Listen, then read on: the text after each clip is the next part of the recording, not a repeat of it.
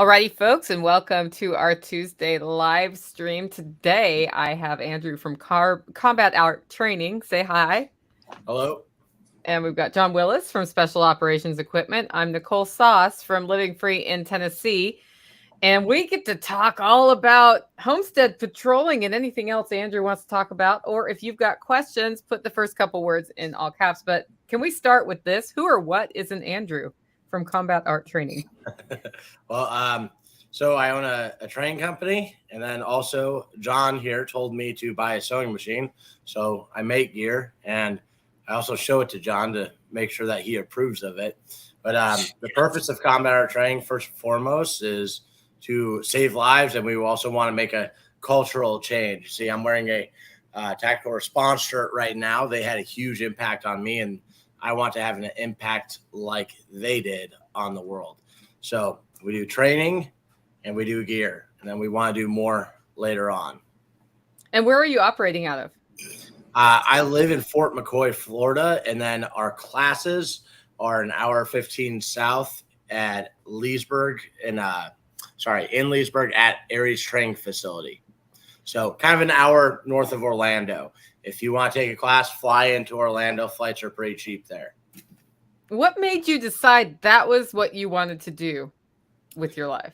Well, getting out of high school, I either wanted to be in a touring death metal band or I wanted to go to Afghanistan. And I didn't have a band at all. So I had to go to Afghanistan, which probably isn't very logical, but that's what I did. And basically I didn't want a normal job.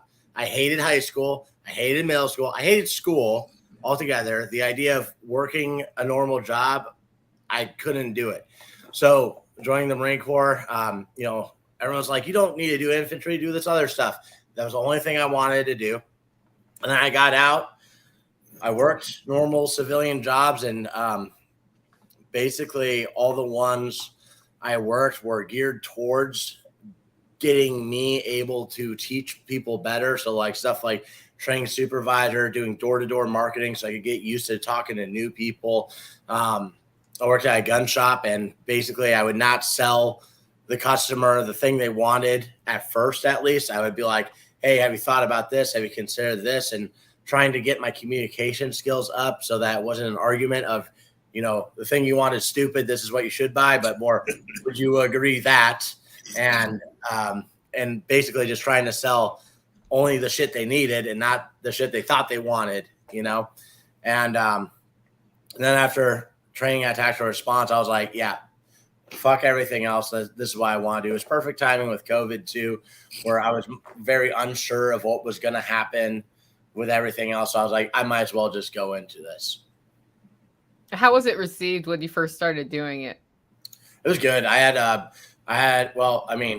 Of course, not everyone is supportive, but like some of my friends that are very close to me were very supportive.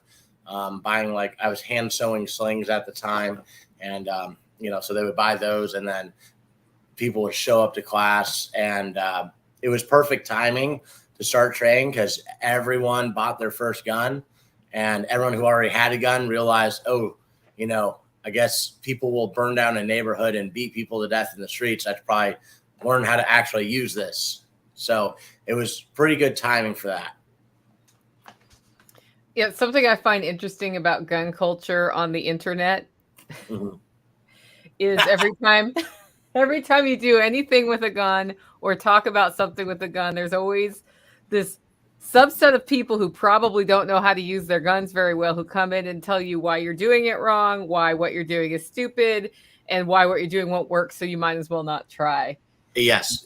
And so I've been copying the thing that Yeager used to do. I never used to read Yeager's comments, but he said one time that what he'll do is he'll post his resume and say, here's my resume, post yours. So I just started doing that, and it shuts down a lot of people, and then a lot of people won't post theirs, and they'll still argue their dumb little point, But yeah. It's cancer, It's like James would say, there's the gun community and the gun culture, right? So you've trained taking fighting pistol now, right? Yeah. What else have you done? I've done fighting pistol twice. Once in a dress, once not in a dress. That's awesome. Yeah. So now you are entering gun culture, right? Yeah. And you see, the more you talk to people, you're like, oh, I thought it was just this thing where people carried guns and took a class, and you're learning like, oh, this goes way deeper than I ever imagined, right? So you're getting into that part. The gun community, they're just a bunch of turds, right? I mean, there's some nice people, but it's not the same thing. And you'll find people in the gun culture are actually going to support you, want you to do better, and want you to find more better information and go down your path further.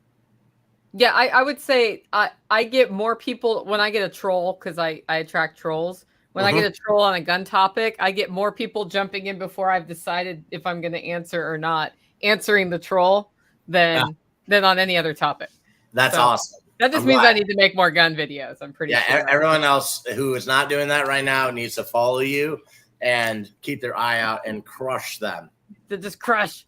Yes. Crush the people who might own a gun but haven't taken it out of the box. That's what I'm always thinking when they're saying stuff like that. It's like, you have an unopened box with a gun in it, or you're thinking about which gun you want and you've been thinking about it for 10 years. Well, it's out of the box. They own the gun, but it's not loaded. It's not on their body, and they freak out if it is loaded. Yeah. But you're going to find that's the case. That's the case everywhere, as you know, Andrew. It doesn't. It's not. It's fitness. It's business. It's anything. When you get a dude coming on that's rabidly taking issue with what you said, that's not a dude that's successful. The dude that's successful and truly knows that he is right and you are wrong, he's not going to do that shit publicly. He's going to reach around through back channels, or he's going to PM you and go, "Hey, check this out." It's the same everywhere, man. And you're doing it. You know, you're going to run out of time doing it. You're going to spend too much time doing that and not enough time making money. Yeah. So there has to be a careful balance there. It doesn't work like it used to, but use it to your advantage, spike the algorithm and get new followers. What's your Instagram at right now? Oh, my Instagram is not growing. I stopped caring about it. I'm just barely over 1,000, but for the amount of posts I put and trying to do the right hashtags and everything, What's your TikTok? TikTok, I'd have to look. Where are you doing all this at? Mostly right now I'm doing YouTube. Okay. What's your YouTube at? I just broke 6,000 like 2 days ago. What were you at like 30 days ago? 5,000. Right. So it's working. Right. You just jumped 1,000, right?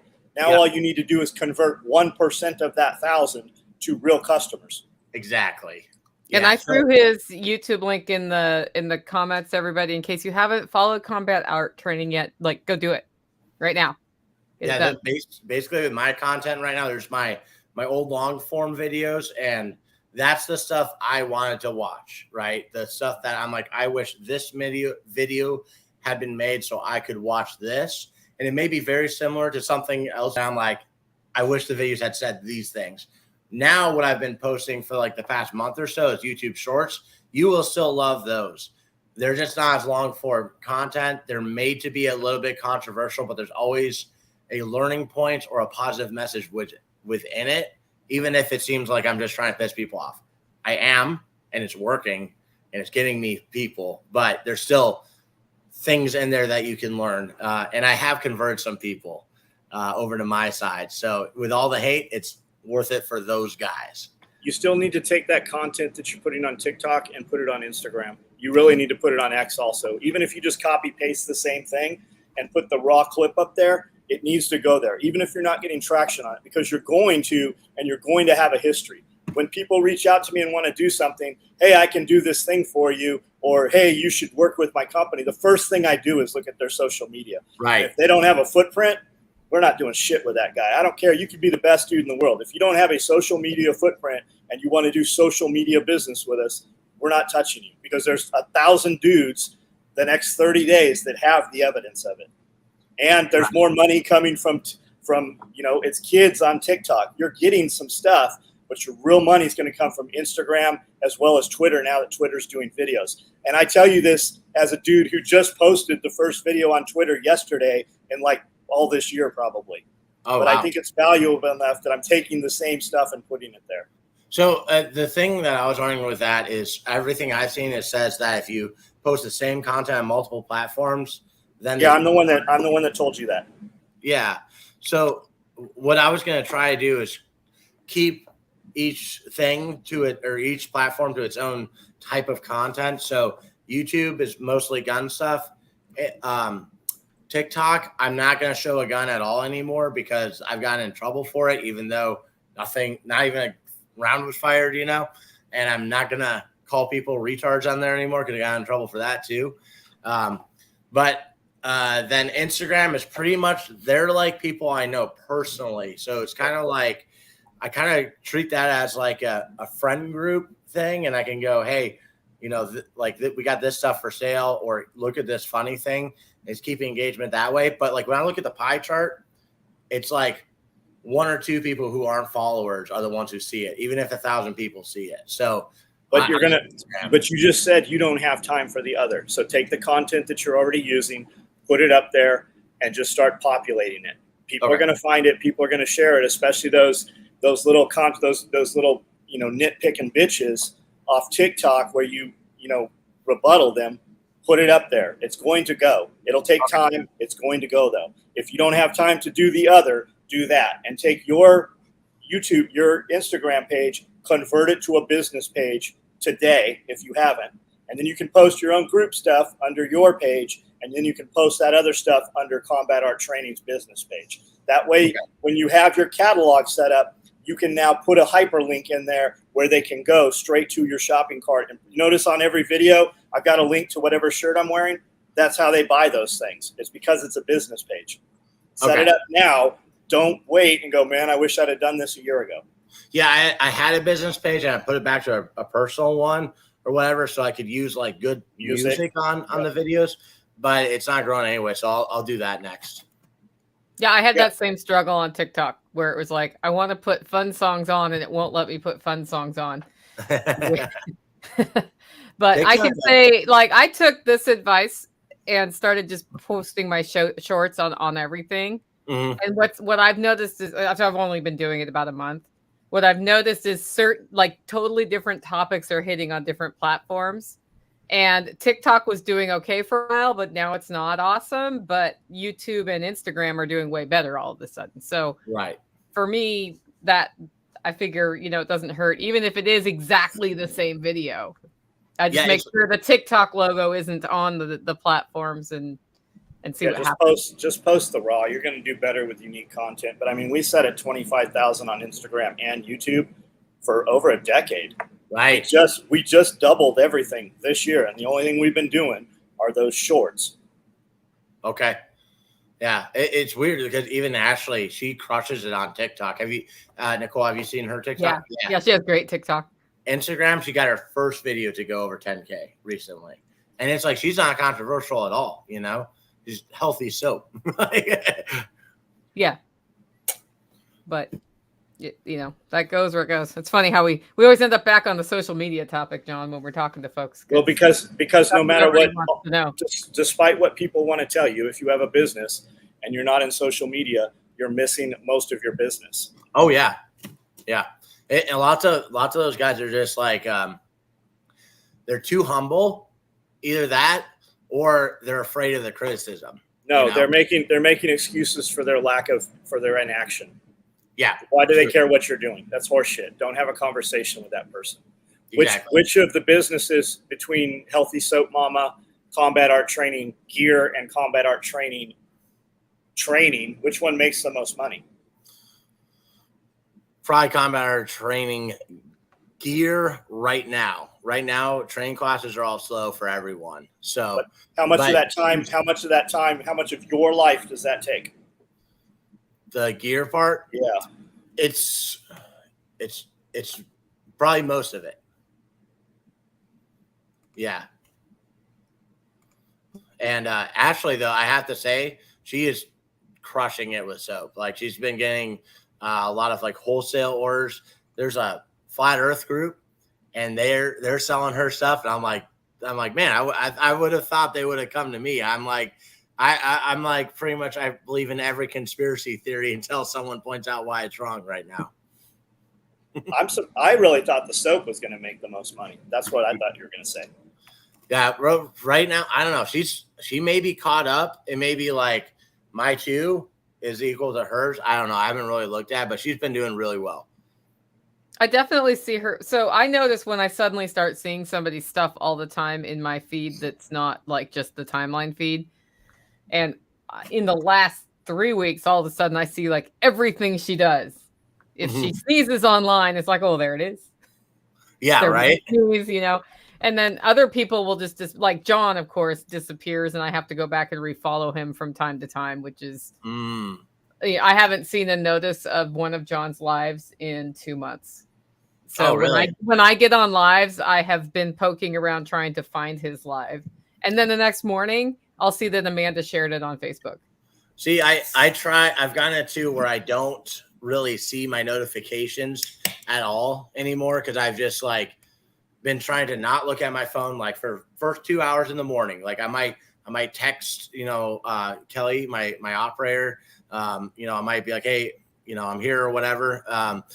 But other than that, I try not to look at it for the first 2 hours. Then I might like in between breaks of like, so this as hard as you can. All right, give your mind a break for a second. I might look and then so this as hard as you can. And I'll just do that all day.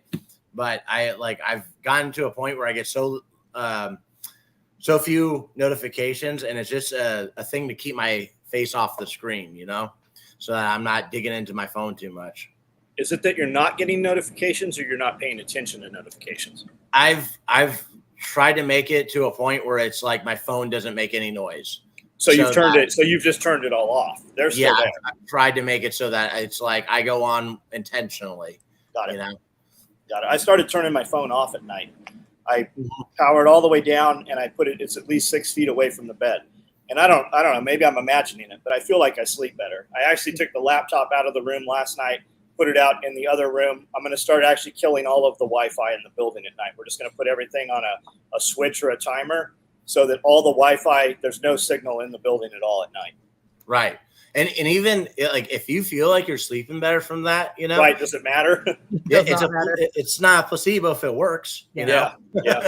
Yeah. My phone goes in silent in another room at night, and I started doing that about a year ago, and it's been a lot better. I mean, this close to SRF, I wake up every 2 hours going, wait, another thing I thought about, but that's just normal. That's just part of the cycle. Nicole, do you still have a phone in your room? No. So just something to consider, having an emergency cell phone. Doesn't have to be on or anything like that. But if someone broke in and you had to stay in your room, having the ability to call 911, just consider that also. It can be I have thought about that, and you're not wrong. I have not solved for that, but I mean, I could just turn my cell phone all the way off too. That would serve the same purpose of having it across. So yeah. People keep saying I've resubscribed to SOE and other pro-American Patriot channels daily. Yeah, we hear it every night. You'll have 24 guys every night saying they can't find the videos. I'll say this: when I became a member of SOE, I didn't have to resubscribe since that has happened, but the notifications sometimes come and sometimes don't. Yeah, and if you're in our private group, Amanda always posts a link in our private group. So if you're a member in there, you can find it. And you guys need to become a member on the SOE YouTube channel. It is awesome. I waited for a while because, like I said, I was trying to just not watch YouTube stuff. But when I did, the member meetings, that's my favorite thing because there's the most stuff about business and dealing with people, I learn so much from that. And then I love also pulling the thread because – I mean, sometimes the problem is Scully makes me miss the Marine Corps when I know, like, I don't recommend military service, but he's like, I don't know. It's just like, it's kind of like a trip back for me, I love Scully's stories. He's just so articulate. That's what I like. It's not the same place. It's not the same place. You know that. Yep. So, okay. Nicole, what is your next class going to be? Next class on what? What's the next class you want to take in world? So I think I'm actually, so I was going to take the fight next. And then I talked to somebody else and they said, take advanced fighting pistol first. Cause I've already taken the emergency medical. You need to take medical again. I would like to take medical again, actually. I will suggest take the fight next. The fight before advanced fighting pistol? Yeah, because that's what was originally on my list for next. After you take the fight, you will become the perfect student. You will get more out of every class because you went through the fight. And and it's the thing that would prepare you for a fight, in my opinion, more than anything else. Right. Haas GS14 asks Andrew, is it true that the High Point is your favorite pistol? No. He didn't ask that. You can see there. No, he says, what is your favorite firearm to train with? Okay. Well, like you shouldn't be like married to this type of gun, but one of my Glocks, Glock 19 or Glock 45, I basically have a bunch of Glock 19s and Glock 45s. Next, I want to get a bunch of Palmetto State Armory daggers and start testing those. The reason for that is I was a rifleman in the Marine Corps, so the idea of taking a rifle class sounds boring to me, okay? But pistol is harder to shoot. It's what I carry every day, and if you've ever gone out and shot long distance with a pistol and hit a target 100 yards away, it's like the ultimate dopamine rush. It's great. So I enjoy pistol classes as far as practicing with my pistol more than any other gun. But my favorite classes to take are number one, force on force. I want to take more of that. I want to role play more in that. And then medical is something that I want to be able to say I want to have the same level of knowledge as an 18 Delta and be just as proficient, if not better. That would be a special forces medic.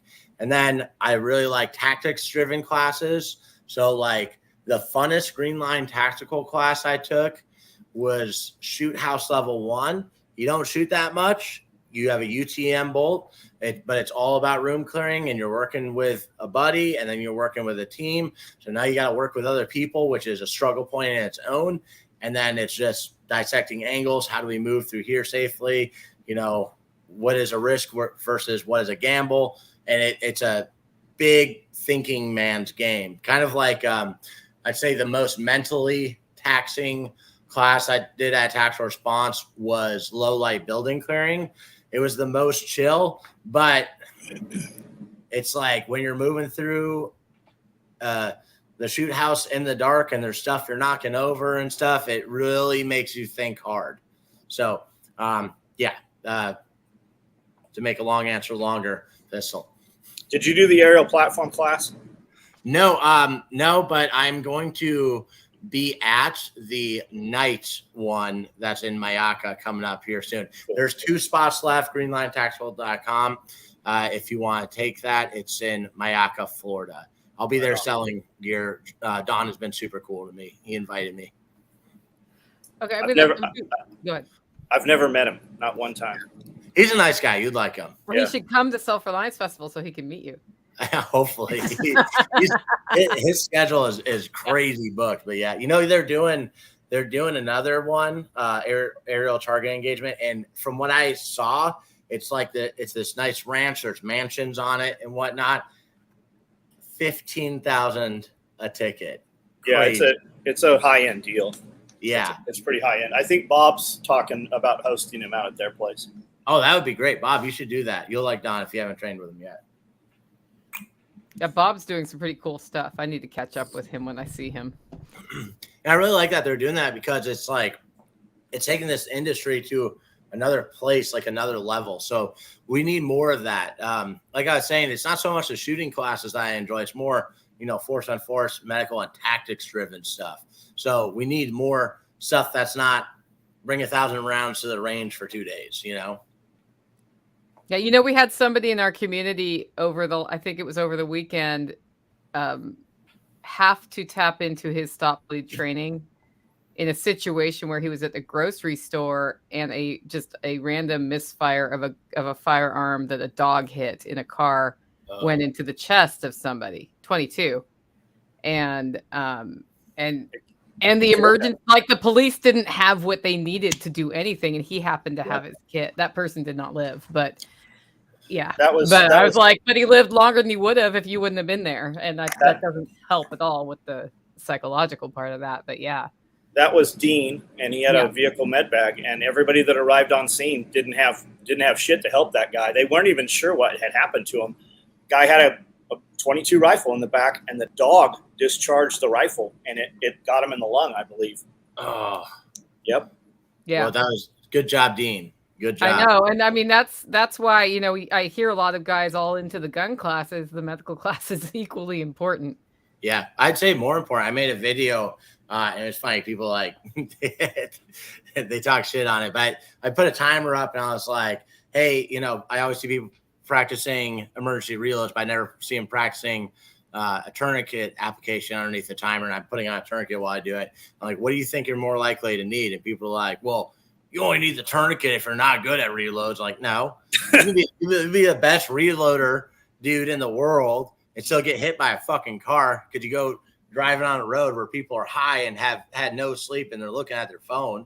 It's this thing, man. It's gonna kill them.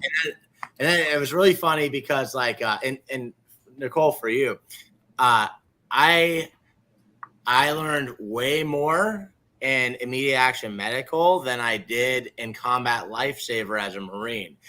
And for like resetting the tourniquets, you remember that? I never learned that in the Marine Corps. So I used to have it in my brain that a cat tourniquet takes 15 rotations. That's because we didn't learn how to reset them. That also means we never had a properly staged tourniquet. So think about how many people die just because of that, right? So like when I say this is about saving lives, that's the type turn. Wow. Yeah, on the win list because you practice with that tourniquet over and over and over. Yeah, and it's stretched. Now it's sticking out like that because I never taught to restage it. The simplest thing in the world. And I teach tourniquets in Carry Pistol 1, Rifleman 1, Carry Pistol 2, Rifleman 2. And I've shown resetting the tourniquet to a cop, EMT, an Army medic, trauma surgeons. None of them have ever seen that. Something so simple. Now, a note on that, too, to drive that point home further about Dean. I used to work with a cop at a gun store, and he was telling a story of how when he was a police sergeant in St. Pete, he came up on one of his officers responding to a car accident. Now, this woman had her arm lopped off in that car accident, right? Now, he was applying aid to her. What was he doing? Applying pressure? Or no? John, what do you think? I don't know. You're going to tell me he's tourniquet in the wrong arm or tourniquet in the severed arm? What it was he doing? Chest compression. Emptying the blood out further? Yeah. So that's be your own first responder, right? Would you want him showing up? You're going to be there. So even if the right person's there at the right time, what are they really going to do? Do they have the proper mindset, tactics, skills, and gear to handle that situation? You can't guarantee that. So it has to be you, right? But yeah, so just to drive that point home, if y'all don't have medical training, you're wrong. Like if you own 4 guns and no medical class certificate, you are wrong. Well, and then John's right. I need to take immediate action medical again or other medical like immediate response classes, because even though I've taken it, things get stale. Yeah, if you haven't done them. There might have been something that they explained perfectly and everyone else got it but you for whatever reason. Yeah. The second, third time you take it, you're like, oh, I got it now. I have those moments all the time. I think the medical class was the most important one for my mindset change. Mm-hmm. Even though my mindset keeps changing, like it's a work in progress, but that one was like, it got me over the biggest humps I needed to get over. When's the last time you pulled a gun out and had to shoot somebody? I mean, versus the last time you had to save Tactical's life. I mean, that dude's going to something's going to happen to him once a month. I really think you're doing it to him personally, but something's going to happen to him once a month. He works pretty hard, which then puts you in the way of dangerous situations. Sure. Yeah. So, sure. But yeah, if you can do whichever one first that you want, Nicole, if you want to retake me action medical or if you want to take the fight, I'd say it's based off your schedule, but I would say if you can do either one, take the fight. You will go back and practice your medical. I see. Knowing what the fight does, I absolutely know I need to take that because I have not had to handle my firearm while real people are trying to take it from me, for example. It's a lot more than that. It's the decision making and am I going to fight, flee? Am I going to be a witness? What am I going to do? Because, the shooting part is that much. Now, I want to do a class where it's all, we're just shooting the fuck out of each other with UTMs, so that you get all that stress that you get, you're just inoculated to it and you can handle it better. You're like, whatever, I have to draw my gun and shoot this person. They're shooting at me. No big deal. But like, it's more about the, you can shoot, you cannot shoot, or it's based on what you do in that scenario. It's more about that. That's important. Here's one from Bob. He says, take a live tissue lab, game changer. So a lot of people in here probably don't know what that is. Explain what a live tissue is, Andrew. So live tissue would be real, like pigs with real wounds, and you have to save them. So it's like, we can work on dummies, we can work on ourselves, all that, and that's great. But a live tissue lab is where you actually are saving a life. And it's a lot harder too, because that pig's not happy. He probably did that with Chuck Peoples and Jerry Nuss. I'm trying to bring that to Florida. We want that to happen more. Screwed up thing is too, when I was in the Marine Corps, I could have gone and done one, but I wasn't into it back then, So now I regret it and I feel like an asshole for it. But now I want to be at the next live tissue lab. Like that's important. I'm sorry, Rebecca, let me know which classes you want to take today, because one of them has one seat left. So Evan asked what a UTM round. It's a lipstick round. It's another brand of Simunitions. Simunitions was kind of tight with their stuff, and they wouldn't let a lot of schools have them. So UTM's like, we'd be happy for you guys to have them. So it's the difference between a blue wax round and a red one. I think there's a little bit of difference to it. Yeah, and from what I've been learning, apparently UTMs are a little bit more reliable with the way the cartridge is constructed. But it's like you can talk to 5 different people about which they like best, and they'll give you different answers. It's like shooting a paintball gun, but it's more accurate, and it's on a real rifle platform. They're going to basically take and put a complete upper on there that is an upper of an AR-15. Just think of it like a paintball gun. Well, with UTM, you can actually just change out the bolt. Also, but yeah, for like I have 2 UTM Glock 17s, and it's just a different slide change out, and they don't accept a live round when you have it in there either. So there's a lot of good safety protocols that are built in. Prepared Citizens trying to plug his product here. Go ahead. Tell him what it is. Do you know what his product is, Andrew? No, I've not seen it. So he's got a cool mount, goes on pick rail that holds a tourniquet on there. Yeah, I've heard about that. I didn't get a chance to get with you. I was at Alumni Weekend. If you want to send one out, just go ahead. I would say email me. I'll see that first, and I'll give you my address if you want. We'll try to put it on like a rental gun. Andrew will destroy it for you. I mean, he'll torture test it. That's a good place to send it for sure. Oh, Andrew and I have that in common. We like to destroy things.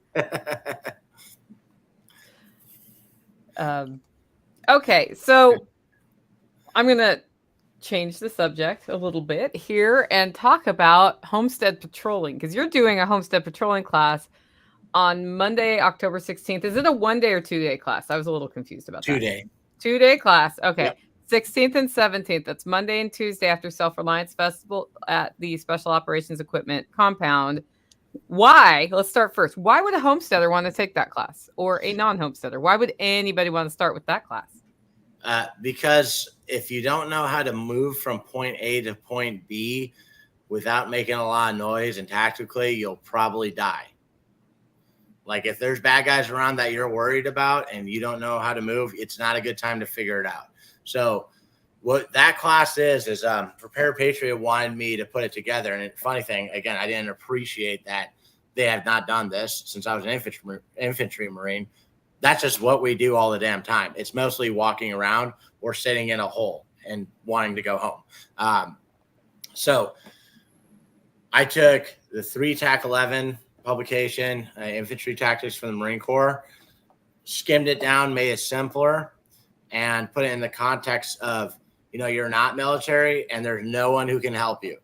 Like if one of you gets shot, then everyone's going to have to carry you back, right? If you get into a fight you can't handle, there is no helicopter that's going to come help you. So if you have a homestead, right, you have this property, you need to make it safe. So you're going to have to walk around that property. At some point, you'll probably have to leave that area and go from point A to point B. So how do we do that safely, tactically? Other considerations.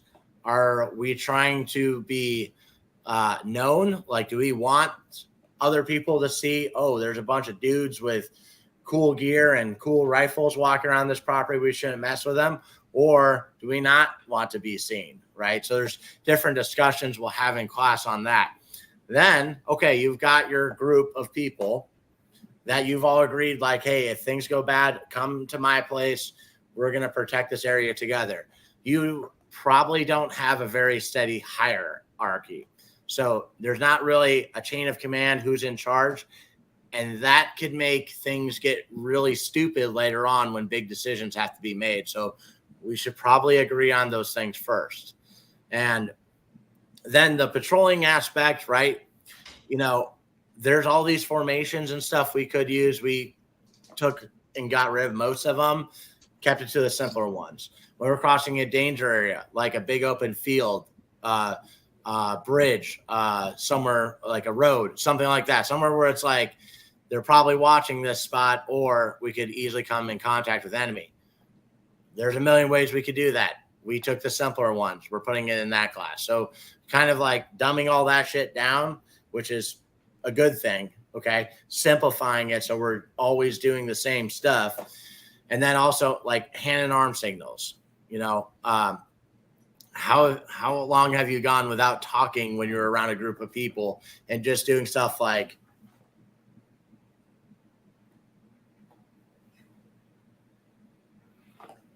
right? So being able to actually do that in the woods and understand each other. So we practice all that stuff. So it's basically, we do some talking, some whiteboard stuff, we go patrol.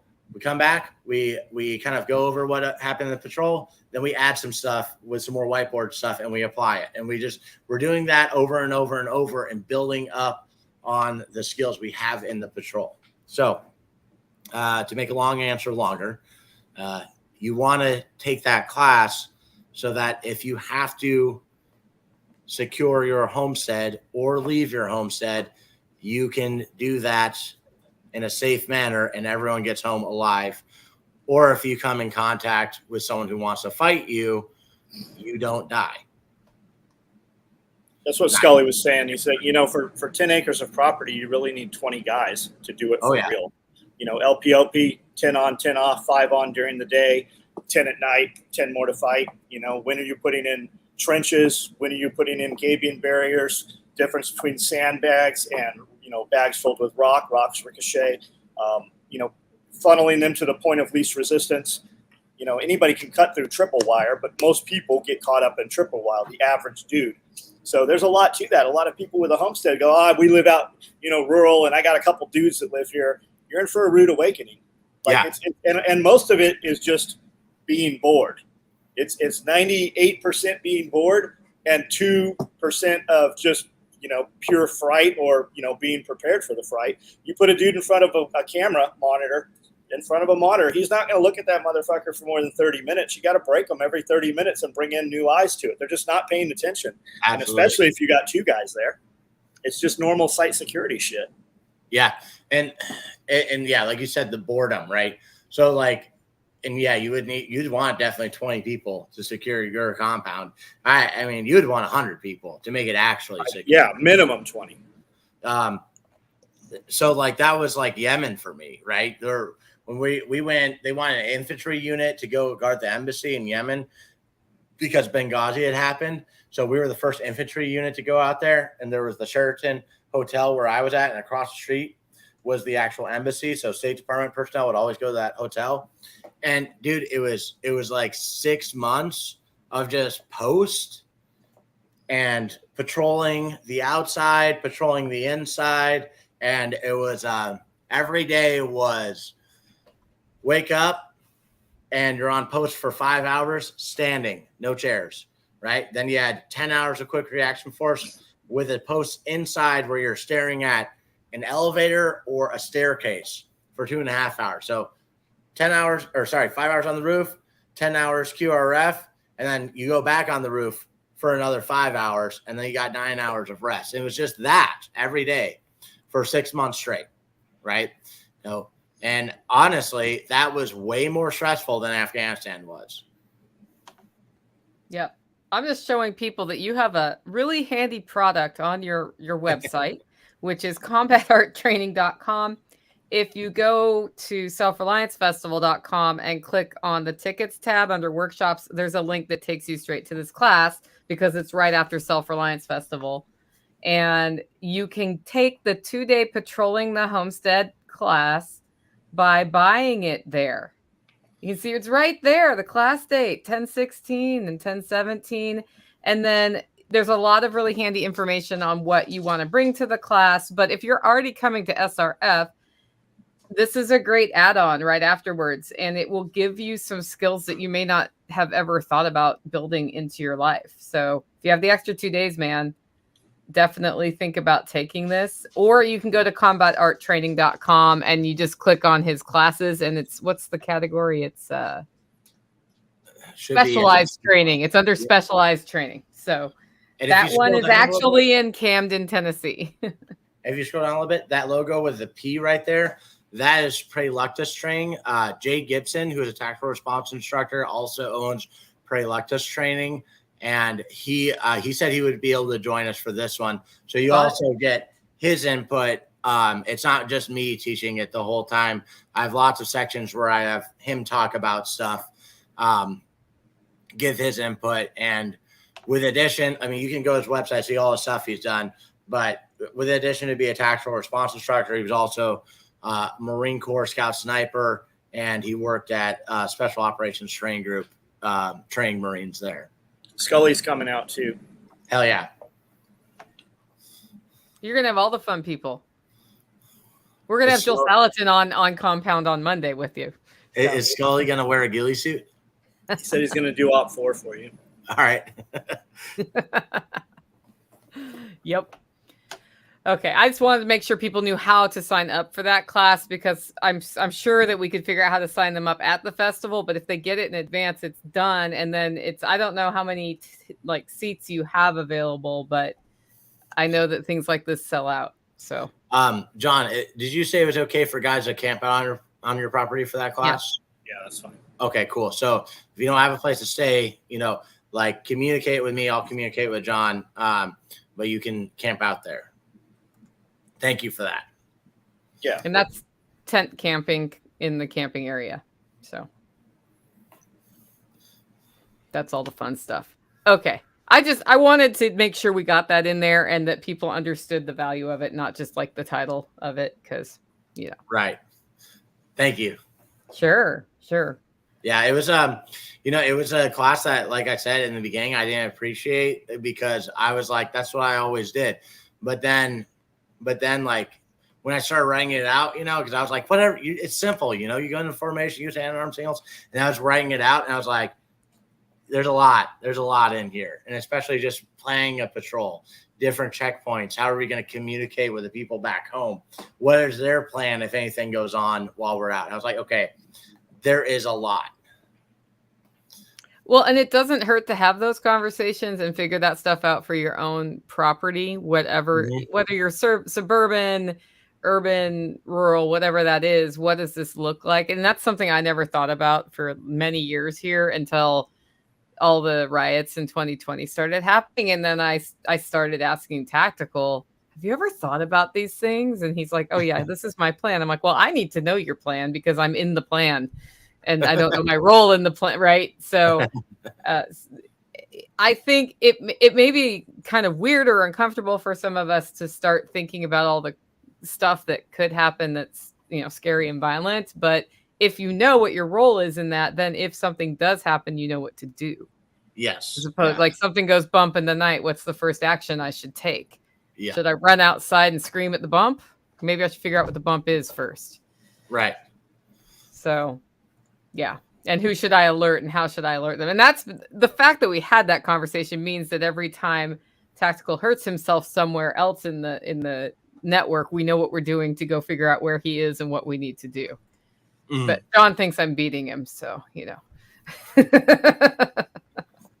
Yeah, not only the power tools, carrying distance and alerting people, the smell of burning meat. How many guys plan to I'm going to barbecue outside? Yeah, you absolutely probably are. But who hungry is going to smell that, and where is that going? Like, people, they're going to key into that when they're hungry. They're going to know where that's coming from, even if they don't see the smoke. They're going to find the meat. Yeah, and I was thinking about when I was writing that class too, is I was like, you could have everything you need on your compound, but like, do you have a doctor? And if there's a doctor a mile down the road, and someone's foot is messed up, we're probably going to take them there, or for instance, like, for me, I'd have to go. It's not far for me to get water. I can get water right over there. But for someone on the other side of the road over here, it'd be dangerous for them to go get water in a neighborhood they don't know, Well, the water is always the watering hole is where everything gets eaten. Yeah, that's good. I have a class notes thing. I'm going to write that down. I'm going to quote you on that. Who's making that t-shirt? And how many guys, I'm sure not people in here, but your average U.S. citizen that's going to go get water out of the stream, the pond, the lake, or the ditch, they're going to die from that. Yeah. There's not, we don't, every time I say this, somebody's like, no, we have them. We don't have Boy Scouts anymore. Not like we used to have Boy Scouts. Yes, there are a few, but it's not a big thing. It doesn't, like, I went to church and we had, Boy Scouts at church. We had men taking all the boys out and teaching them, how to collect water, and took them out shooting the first time and taught them knots and bushcraft. That shit doesn't exist anymore. Like, that used to be in school. Mm-hmm. Well, that's why you have to have those classes there, John. Didn't you have a chainsaw class there this year? We did. How do you use a chainsaw without cutting your leg off? You and Pierre said you wanted to do like a man camp type thing, right? Where it's like learn how to change tires and stuff. Yep. You still down for that? Can we get someone? Yeah, Chris Costa said he's in. Everybody said they're in. Yeah. Yeah. Okay. Do you have a person in charge of getting that going yet? You. All right. We'll get that going then. Should we base it around the dates of Self Reliance Festival, the next one coming up? We'll talk about it between now. Okay. We'll figure that out. All right. Sweet. Yep. Yeah. Smelling food was one of those things that really stuck with me when Jake and Herman did his talk at SRF. Yeah. Jacob needs to put books out. Jacob has, like, the podcast we did and the podcast James did with Jacob. Bread Grinders Don't Shit Bread. I think that's what it was called. There's actually 17 of those. You heard, half of one of them. Yeah. Yep. Wrangler Star wants to do it too. Yeah, Wrangler. I wasn't going to put that out there, but yeah, they're coming in. Oh, sweet. Yep. Okay, so 2020 is when you got serious about this. What has been the hardest thing you've had to overcome while starting your own thing? Getting students is the hardest thing. Trying to grow channels, like you see, a lot of what I was doing on YouTube was trying to copy like the formats that John and Jaeger were doing, where it's like a simpler YouTube format, where it's like Jaeger would get in front of the camera without a cut. He would just talk through the thing and explain the thing, and it works really well. Now we all have what Ashley and I call TikTok brain, where, we need a 30-second thing, and, like Ashley, it's hard. It's hard. We even talking memes sometimes, like we'll say a thing from a meme as a response to something they're saying. And so trying to adapt to that, and put more effort into it is big. I will say I've been very fortunate with my students as far as how many I've had come in. And I will say too, a big part of it, if you're struggling with business or something, I think visualization is huge to it. Like I should just make a video on all the things I visualized that have happened. Doing videos with you, John, was one of them. Coming onto this right now was one of the things I visualized. Recently, I was like, man, I had students for a while. I really hope there's a bunch of people that show up to my shotgun class. I literally had to borrow steel from my students, steel targets, to make that class happen. I had so many people, you know? So, and trying to learn the rhythm. That's like a part of why John is my favorite business owner, is because anything I look at that he's doing, I feel lazy. It doesn't matter what I've done that day. I'm like, shit, 4 a.m., worked out 3-4 times today, you know, like, broke all the boulders in the yard, like everything. I'm like, damn, like just like accomplishing so much. So trying to find that groove, that rhythm, that's been a struggle. Part of, John, why I was wanting to look at getting a shop or like 20 minutes from here was just so that there'd be less interruptions and distractions while I'm working. So trying to learn to work with that too. Because, you know, I got a kid over there I'm homeschooling, and I got my baby outside with Ashley. So there's a lot of noise happening in the house. And that's been a struggle point for me. Yeah, this is a good one from Red Flyer Media, who will be at SRF. I'm happy to help anybody with how to create videos or set up equipment or troubleshooting video live stream audio with your budget gear. Oh, that's cool. That can be a huge inhibition. You know, like the toolbox fallacy is, well, I don't have the right camera yet. Yeah. Well, do you have a phone? No, those are excuses. Yeah, how are you going to make that work, right? And I get the frustration because sometimes, you know, this camera doesn't talk to this device, and I really want them to. But there's usually a way around that. We were doing this shit before any device talked to any stuff. Go back and look. I've got 4,000 videos on this YouTube channel. We get comments every day on 14-year-old videos. Like, it doesn't have to look good. Just put it out there. You're never gonna come in and just be good without recording a bunch of shit you don't show anybody. And if you're not sure about it, just make it private and send the link to 10 of your friends. Actually, I'd send it to 10 strangers, because your friends aren't going to tell you the truth, most of them. Yeah. When I first started doing my YouTube channel, like my camera equipment setup was my like cheapest Android phone, because I break phones, so I buy the cheap shitty ones.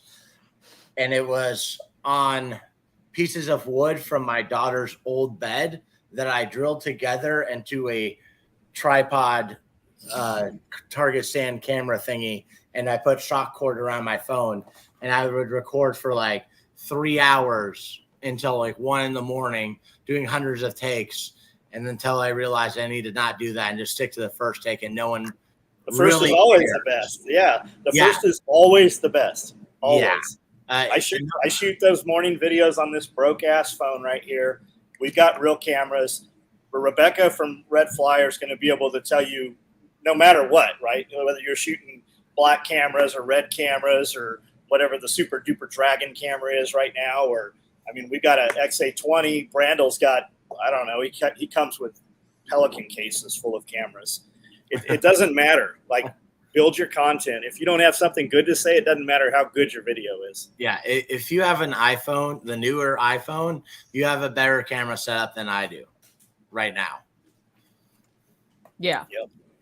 So Bob is saying we can set up a studio at SRF. Just Bob, FYI, I have a place for that where we have people able to go and do interviews and things. So you are more than welcome to put things in that place if you want to do some recording or streaming. Just because so many content creators are there who want to cross-pollinate, which is part of, I mean, that's something we should all tap into at these events, is getting our interviews done. I just saw Toolman Tim yesterday, and he said he had a cut list of who he wanted to talk to at Prepper Camp this weekend. And he's like, I got everybody but one person like nailed and recorded. And I thought that's actually great, because then because content is something that people always are like, how do I get more content? Well, if you're at an event and you record 20 5-minute videos, you just got 20 videos out of, and a bunch of relationships out of an event. So it's a pretty cool strategy that you can do. If you're doing like, if you wanted to do something real simple, go up to their table and each item they have there, just film a YouTube short on them saying stuff about that. And that really, you could probably get 500 videos that weekend, 500 YouTube shorts. Yeah. Which is not bad. It took me so long to get YouTube shorts into my life. And then when I finally did, the first one took me 2 hours to do. And the second one took me like less than 5 minutes. But it was like I had to go through all of this BS doing it wrong stuff before I was like, oh, I can't believe that first one took me that long.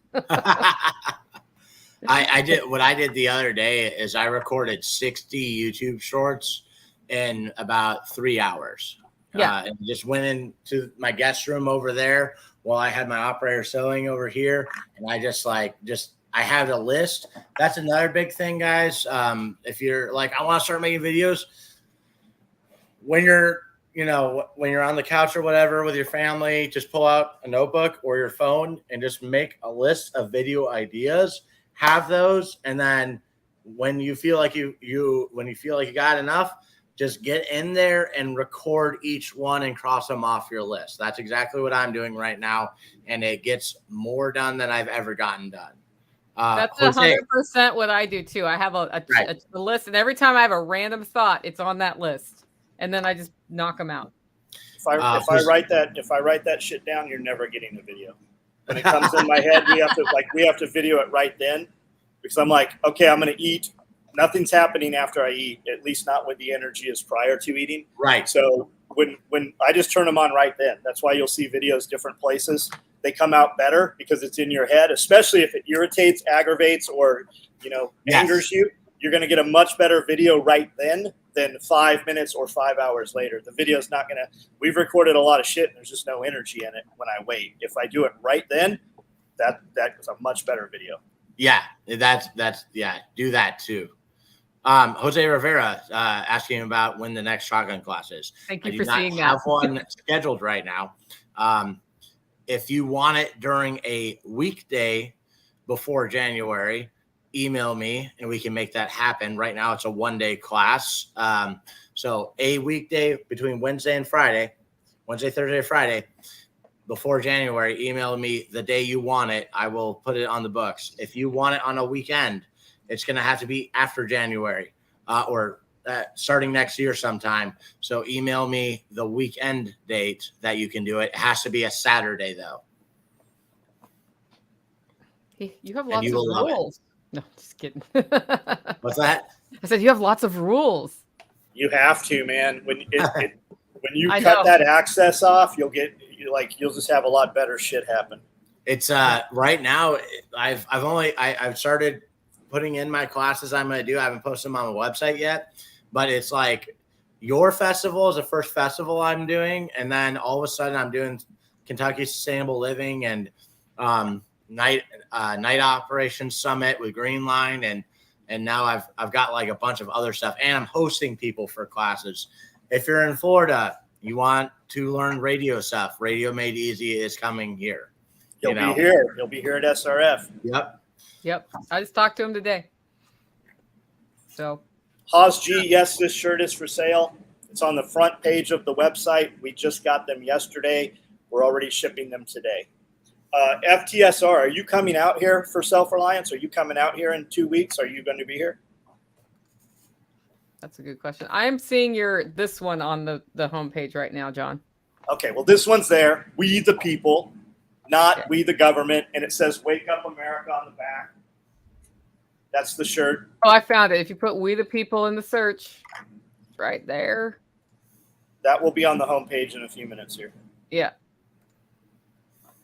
But there are still some in stock, guys. If you want to get a t-shirt, though, you better get them ordered because he sells out quickly. We do 120 pieces every Monday. It's very rare that we ever rerun one. We did so many t-shirts that Jason moved here to Tennessee from Texas to, he wanted to move here anyways, but that was the catalyst to him relocating here. Yep. And I think Bob already knows how to get a class scheduled with you.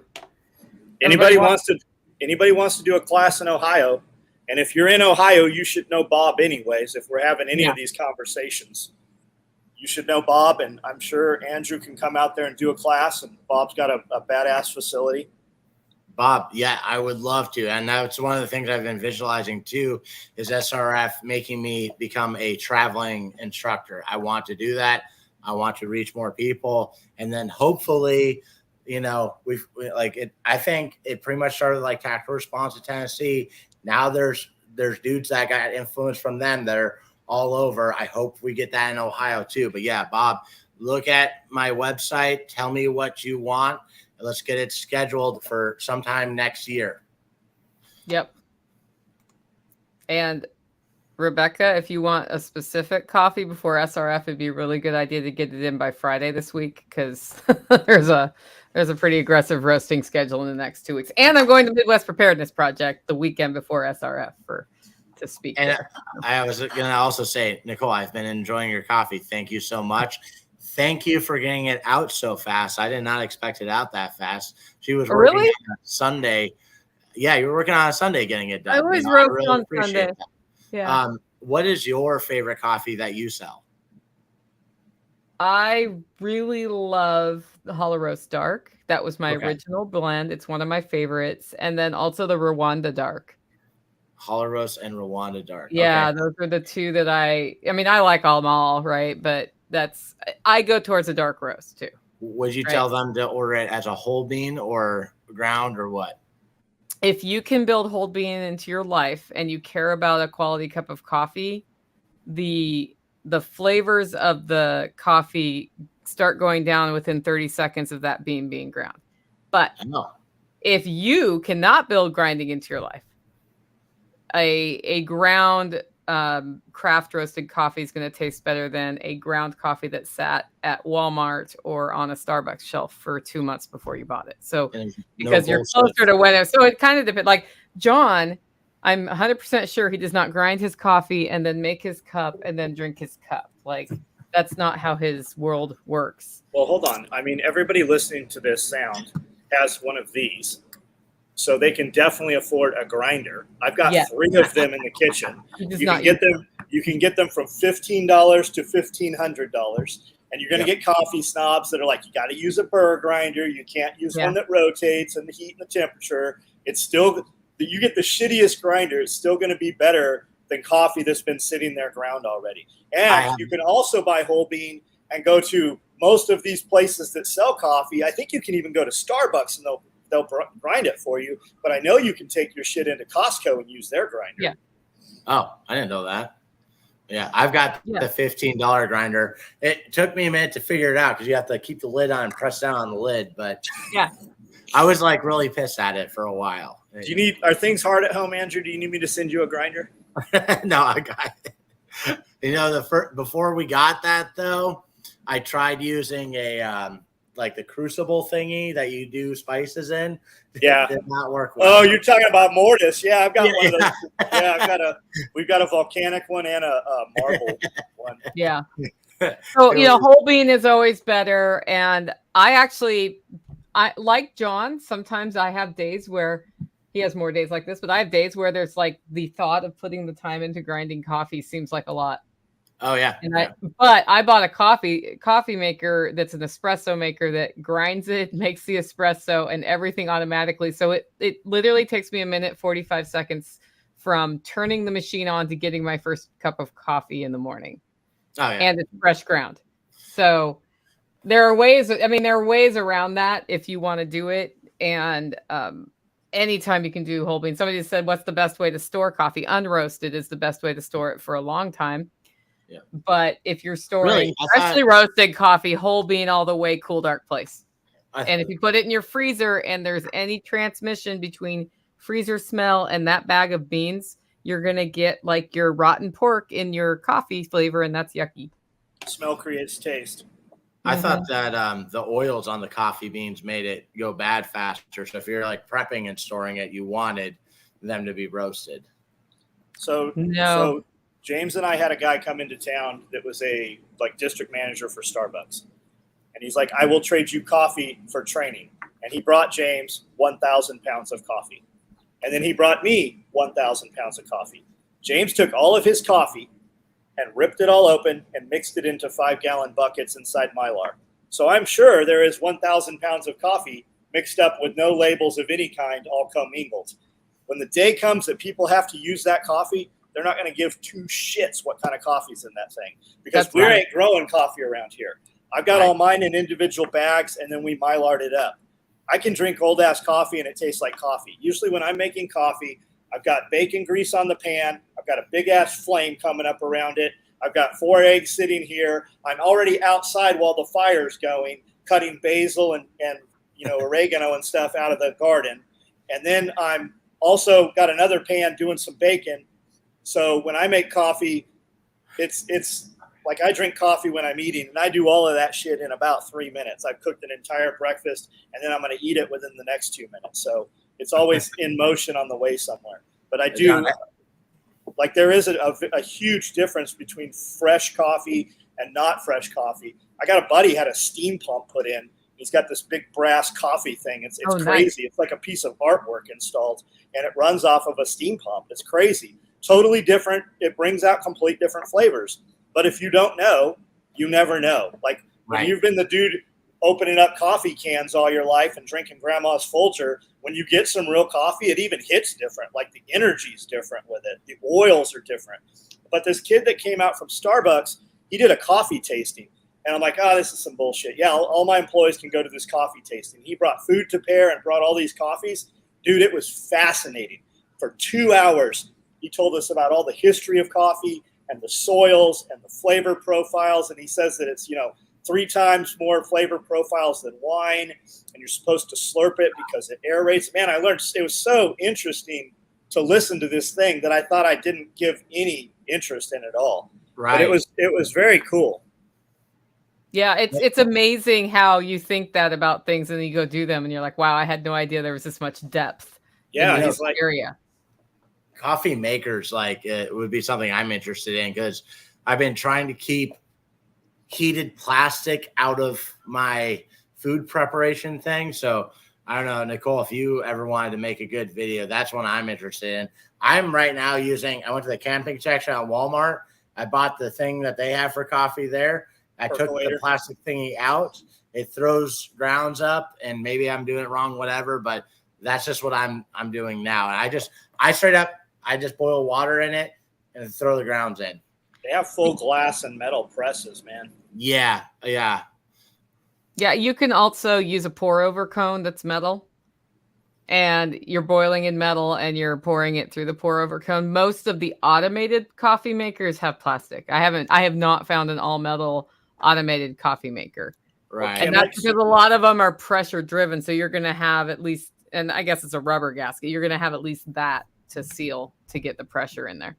Or Chemex. Anybody making content should watch Andrew McKinnon at least a few videos. He makes a bunch of videos just making coffee. And you'll have no interest at all, but you'll be like, holy shit, I just watched 20 of this guy's videos. Yeah.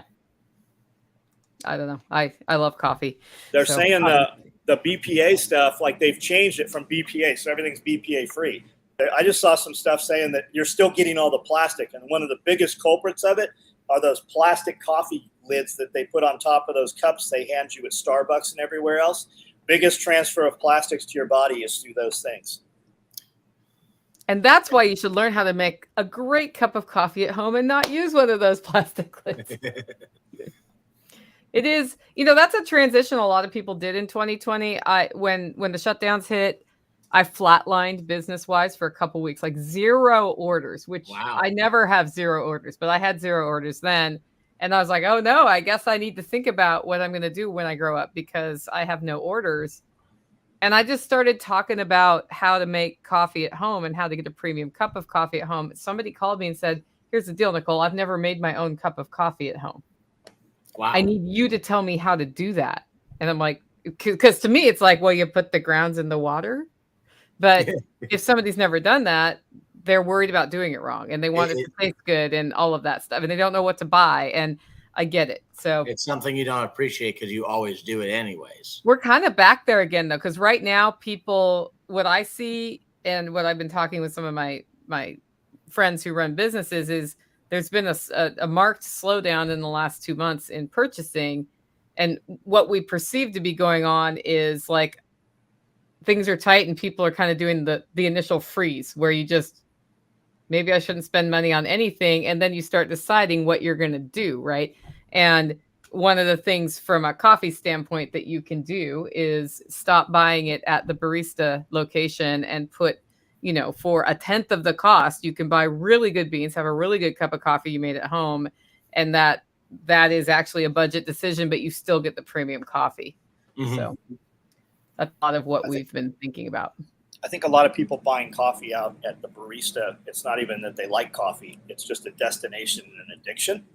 They don't even give a shit about the coffee. They just out of habit go to this place now.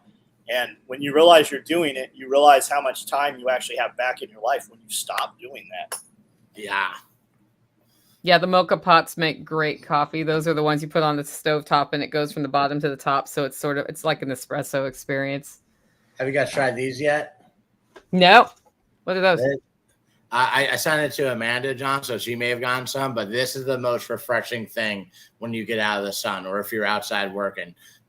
Lynn, who I sent to you, she got me addicted to these. And it's real lime juice and carbonated water. That's it.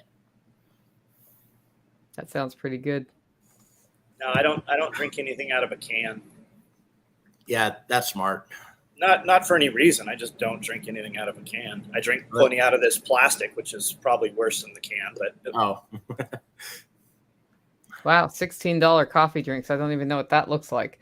I think it's coming. I mean, everything's up in price. We just don't even pay attention to it anymore. Yeah.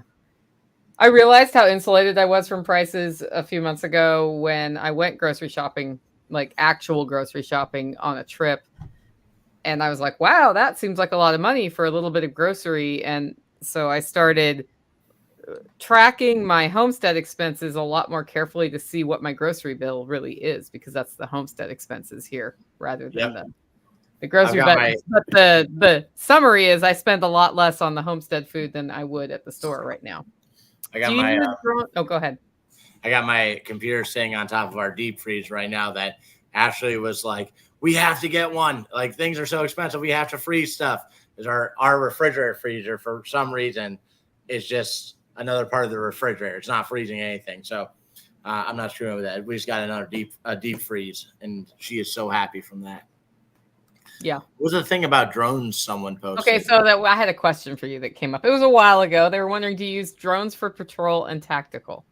Oh, so we talk about that. And so, okay, we have a list of things that we want to do in an advanced patrolling class, and that using drones is one of them.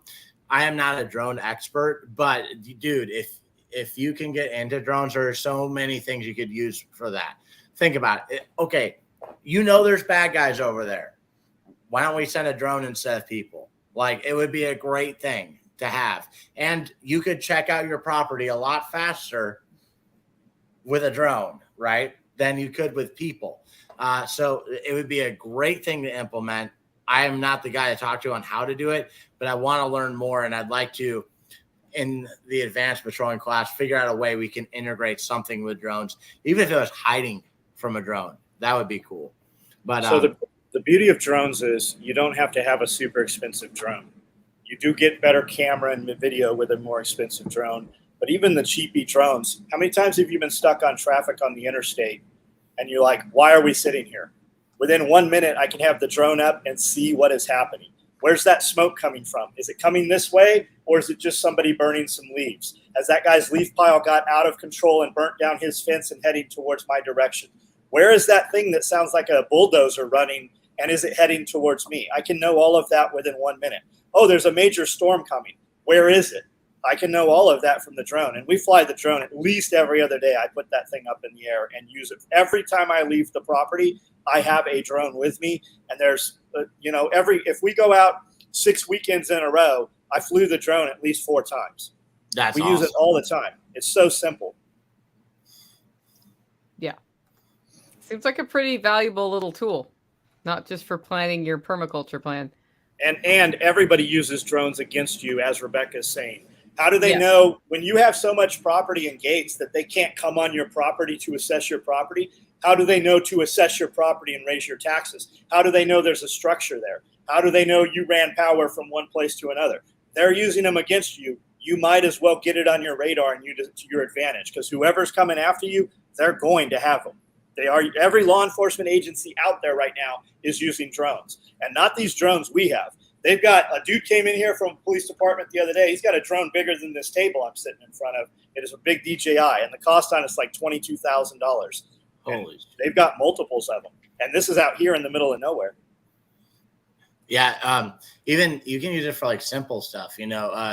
Trey, the owner of the range that I teach at, we have cows on that range, right? And so he uses the drone to chase the cows back into their area all the time, so he doesn't have to go out there and drive around. Yep. So FTSR says FPV drones are the best advanced patrol tool. You can attach an action camera lens to an FPV and get really high quality imagery.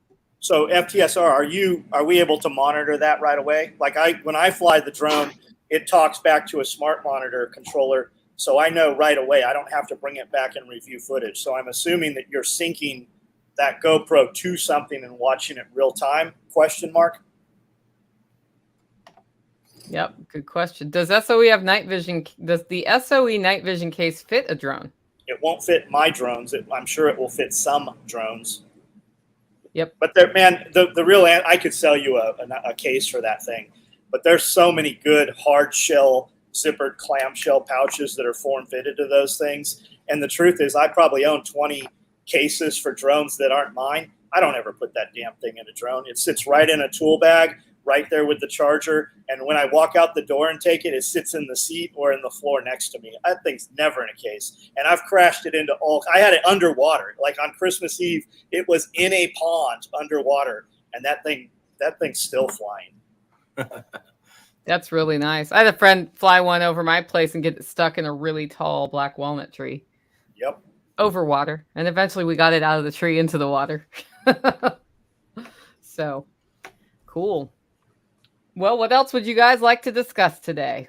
We've covered homestead patrolling, how to start your business, the hardest things you had to overcome, and most importantly, using drones as part of your patrolling strategy. Well, let's mention this real quick, because this is what I'm fighting with, right? I can stay busy on this property 20 hours out of the day. Me being busy, does that pay the bills? Me being busy. Like I was unpacking a bunch of boxes of Velcro and plastic. Does that pay anything? I was, packing orders. Does that pay anything? I'm doing, whatever. Does that pay anything? Just like me building content. I'm going to build content for 8 hours. We're going to record no bullshit 8 hours of video tomorrow. That pays something. But all the minuscule shit we do as business owners, like when you said 3 hours, I don't remember what it was you said took 3 hours. Would you be better off paying somebody to build your shorts for 3 hours while you sit on a sewing machine and send something out in 3 hours? I assume you can make close to $1,000 in 3 hours, probably. Would you be better off having that $1,000 come in and then pay some kid or some person, right? I really struggled with that. I'm like, man, this is a lot of money. I put a ton of money into content creation for all this year. And it's still not quite making money, but we're almost to the point where it's making money now. Yeah, so I still think you're getting so many new eyes that you're making money off it. You can't see for sure. Yeah, it's coming from so many avenues. Right. I'd say like another big thing with like getting your business started and that hurdle you need to go through is just like believing in yourself to do it. Like, oh, I don't know, that overly humble, where you're afraid to get started and you need like someone's permission. Like that was me. Like John told me to buy a sewing machine. I showed him some chest rigs I had hand sewn, modified stuff on it. He's like, why aren't you making this out of Cordura? You showed me some bullshit macrame. It looked good, but motherfucker, you're not living in a cave. But And that was it. It was like, yep, you're right. I should get a sewing machine. What did I say? I said, do you have electricity at your house? Yep. But even if like someone else is doubting you, like fuck them. Like if you have an idea of a thing you want to start, I don't care if it's your own mother, your own father, who's telling you not to, just do it. A big thing too is like, you only got one life. So how are you going to live it? Are you going to live it based off of what someone else is telling you can and cannot do? Fuck that. And your friends that tell you, oh, it's not a good idea, cut them out. They're not your friend anymore. They're trying to hold you back and make you a loser like them. You said people who are doubting you. Mm-hmm.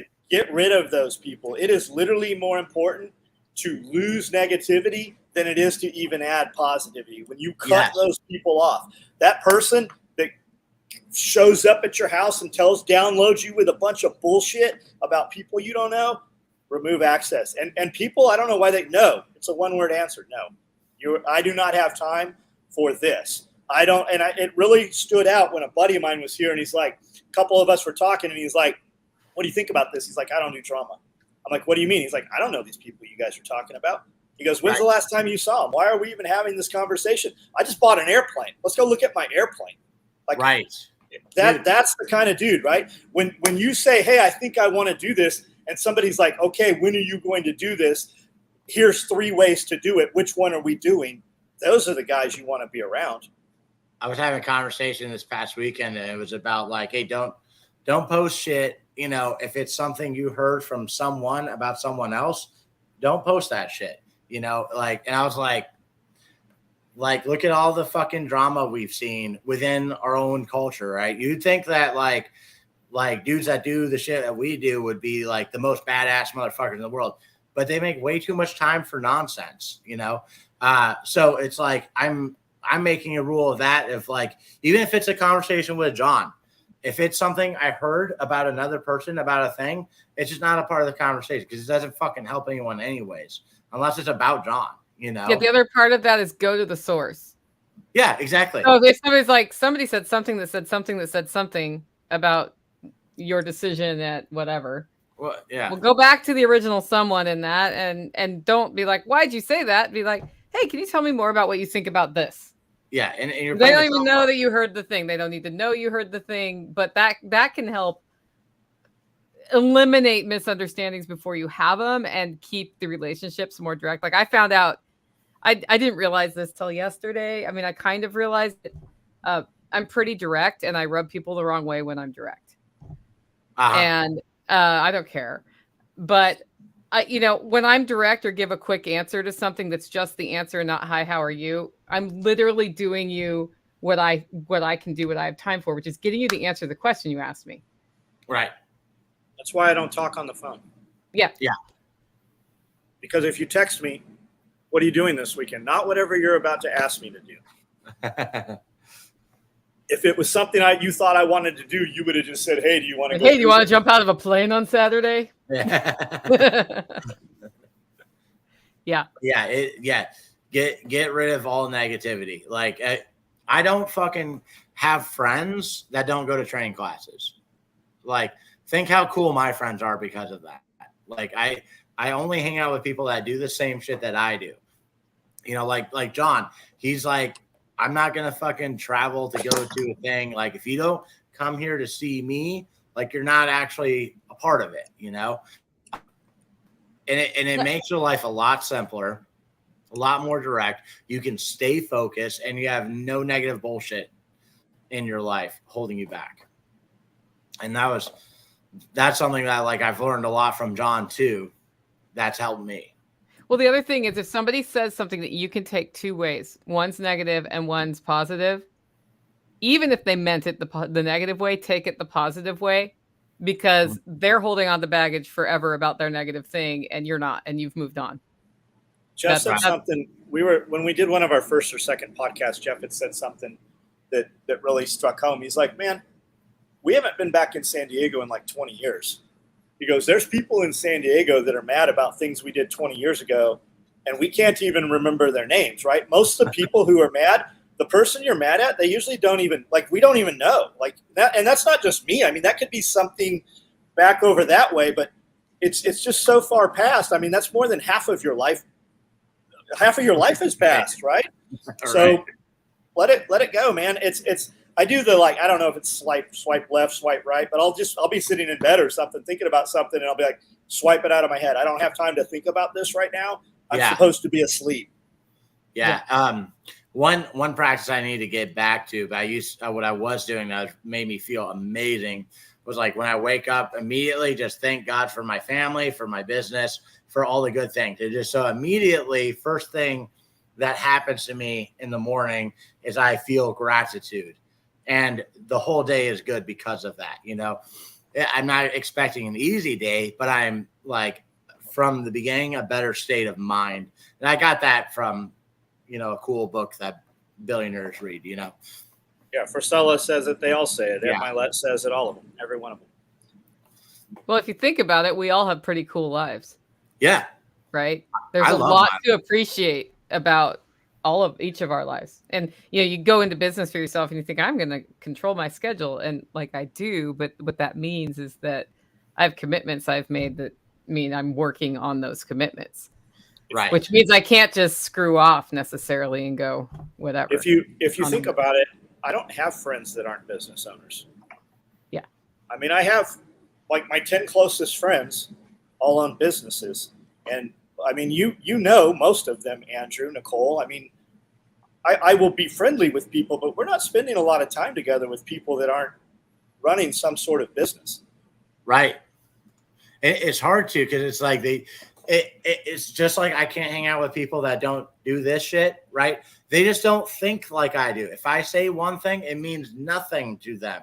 Same with you, John. When you were talking about the shit that you do every day, because you live your business, you live and breathe it every day. You can't talk to someone who doesn't do that. You can, but it's not the same conversation. And the things you want to talk about are not going to happen there anyways. Yeah. I don't go places to have fun. What's that? Fun. You're 38. You should probably go make some money. Yeah. Making money is fun, John. Okay. You may have addressed this earlier in the live stream, but would I be able to camp on property or nearby? Not you. Not you. Yes, you can. Nicole's going to tell you how. Okay. There is tent camping on compound for Zero to Hero with Ham Radio, for the Self Reliance Festival, for the Chicken Processing Workshop, and for the Homestead Patrolling class. Tent camping. If you have something other than a tent, we can tell you places nearby where you can put that, and you can walk to the compound very easily. There are awesome campsites close by. Birdsong is one that a lot of people go to that have, I think, heated bathrooms and showers.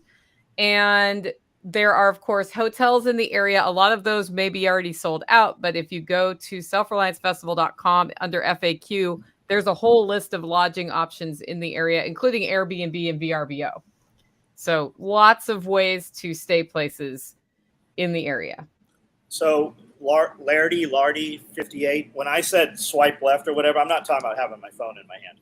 I'm talking about just having thoughts in my head that do not add to what I want to accomplish or being positive or heading in the direction I want to head. I literally say that. I'm like, why am I having this conversation? Get rid of this. Swipe it out of there. Okay, what do we need to be focused on? Focus on something positive instead of the negative. Because when you do negative shit, whether you believe this or not, it's literally like a light switch. When you operate in the negative, you've got a lot more negative shit coming to you. When you operate in the positive, it could be as simple as doing something nice for a stranger.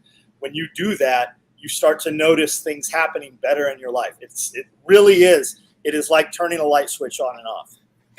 Whatever you're focusing on, you see more of. If you what is that? The reticulative activating system. What's that called? I don't know. When you see a blue car, when you buy a blue car, all of a sudden you see them everywhere. Yeah. Yeah. For me finding Ashley, it was, I want a young, hot blonde, who lifts weights, into guns, gonna carry guns, blah, blah, blah. I made a list that long of what I wanted and things I would not negotiate and things that were unacceptable. And I start seeing young, hot blondes everywhere. I'm like, ooh, this is cool. Ashley was no shit my super like on Tinder within a mile of me. She asked me to go see a movie that night, and it's a cool story, but like no shit, it was just like seeing that, when I wanted I got 2 AKs in there. I visualized one. I was like, I want a Norinco, I want a cool Chinese AK. I'm at fucking Alumni Weekend Tactical Response. Matt from Prepare Patriots, like, I'm selling this. I'm like, I'm buying that. Don't talk to me. You're selling that to me. No shit. When I got back, I was like, I want an M92, but like, I don't want rail or anything, but I do want the Blackwood, no rail on here. And I want the Midwest Industries flash hider and a folding brace. And then when I got back from Alumni Weekend, I was like, hey, let me stop at the pawn shop, say hi to Robin. And that gun, exactly that setup right there on the wall for cheaper than it would have normally been. And like, I bought like over and over and over and over things I want, things I am like focused on. They just appear in my life.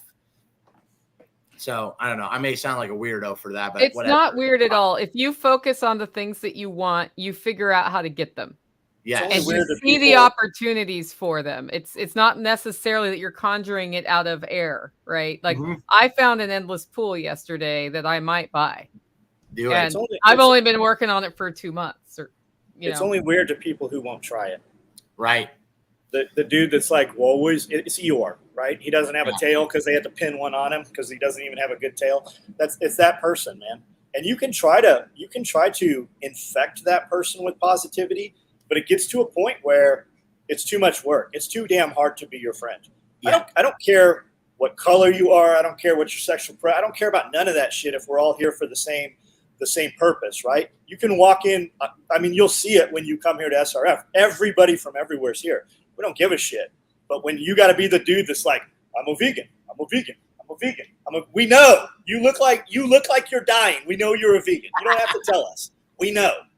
We don't care. You're too fucking hard to be a friend with. I've got about 10 of those. Yeah. I can count them on my hands.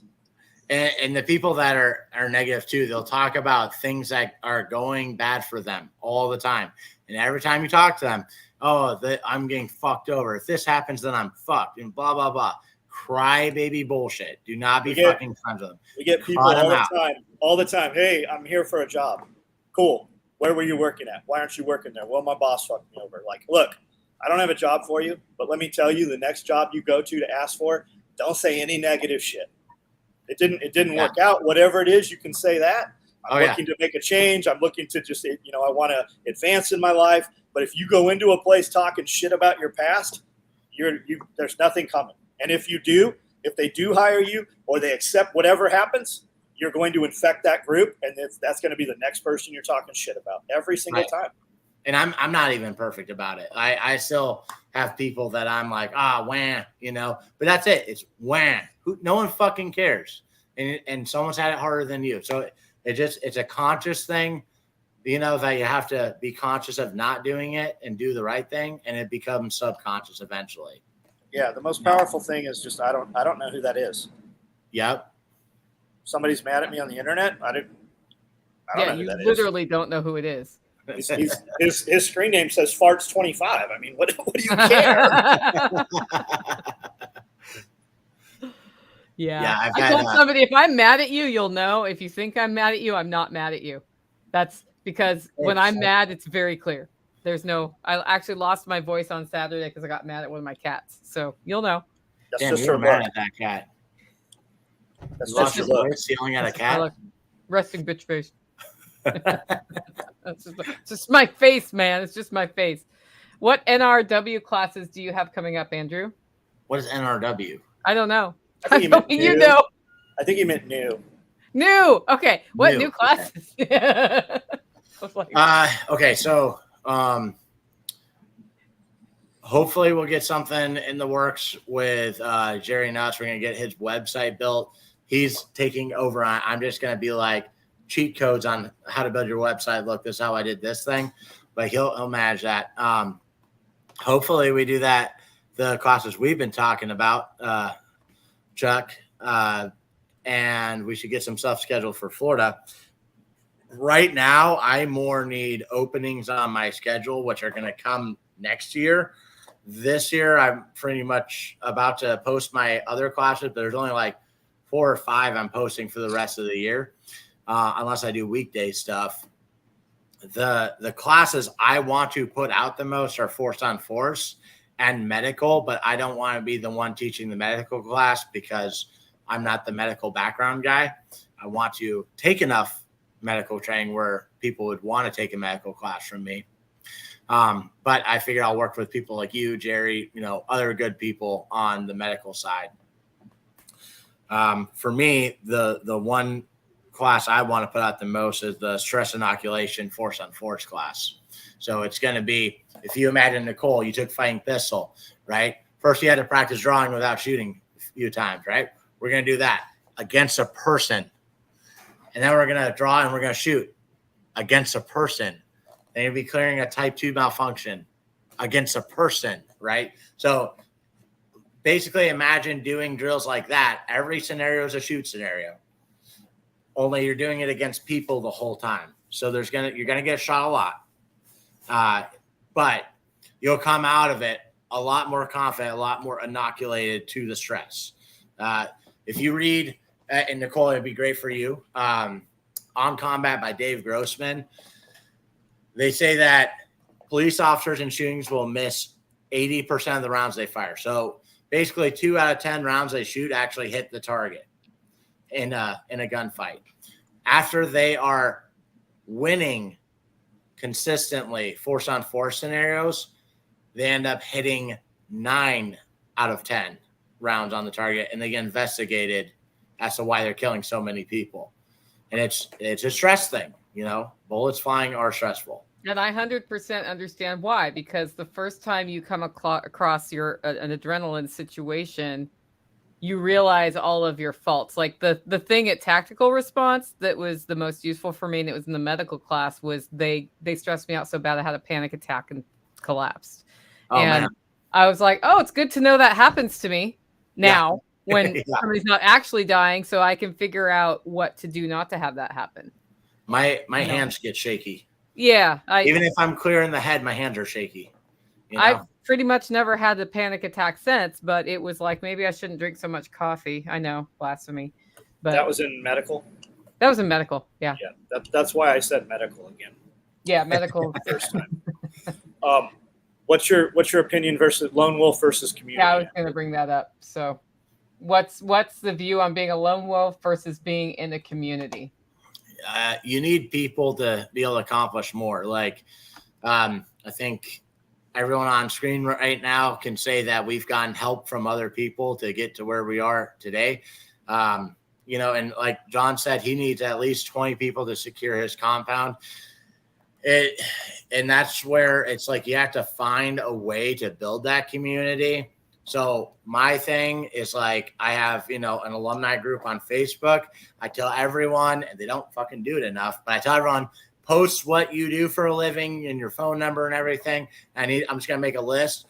That way, when you need like an HVAC guy, an alumni comes to your house, not, someone who went to prison for armed robbery. You are getting a more quality person. I think building that community, the best way to do that is going to like training classes. I've got one of my students, he's been going to different prepper things and radio things. And every time he gets back from it, he's like, dude, these people just don't think like we do, So I think taking training classes will help you build your community, and then just trying to grow it. Find any way, have an event. Let's all go out to dinner this day. Hey guys, come to my house. We're going to shoot each other with airsoft guns, whatever you can think of. And that's something I'm trying to focus on more this coming year is building that community, making it tighter, and having some organization where if a hurricane comes, and you're going to get fucked up from the hurricane here, you can be like, hey, I need a place to go. And someone goes, come here. And it's somewhere where you can get to. I believe you need a community. Like when I was room clearing in the shoot house level 1 class, it's a struggle point, right? Because me and my one buddy, who's also tactical response alumni, him and I could work together great. And we put in another 2-man team with us. Now we're a 4-man team. It gets hard, but you got to just learn to work with it. And things are not going to be perfect. That's actually that's a part of the Homestead Patrolling class. Like I said, establishing a hierarchy. And we also talk about what the Marine Corps has for the 14 leadership traits, being able to adopt that. As much as it may be easy as a lone wolf or just with one person, you're just one person, What happens to a lone wolf in the woods? Like literally what happens to a lone wolf in the woods? Yeah. They're alone. So die. They die. That lone wolf shit might work for you when your car's broken down and you have to get from, 200 miles home or something. That's probably going to be a lone wolf situation. But you have kids, Andrew, and a wife, as do I. That's not even a possibility. That time might happen at one point, but that's just a small piece of that. Yeah, I told the story this weekend at an event of what really made Holler Neighbors into a family that works well in a crisis was when the tornadoes ripped through in March 2020 and knocked out all communications and the power, which is a fairly minor thing. It's not that hard to survive that, but we didn't know what was going on and we didn't have a way to know what was going on and so we just had like a neighbor meeting and figured it out and divided up roles. And now anytime anything happens, it's like, oh yeah, I'm in this role again. That's what I do. That's awesome. So I was lucky, because the tornadoes didn't hit us. And thinking about too, like if you're on the edge of going to Self Reliance Festival right now, like do it, because like they've said, you go meet people that live right around the corner from you.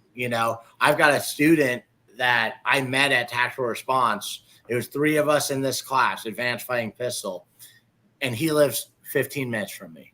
We never knew him before that, but we are so like-minded.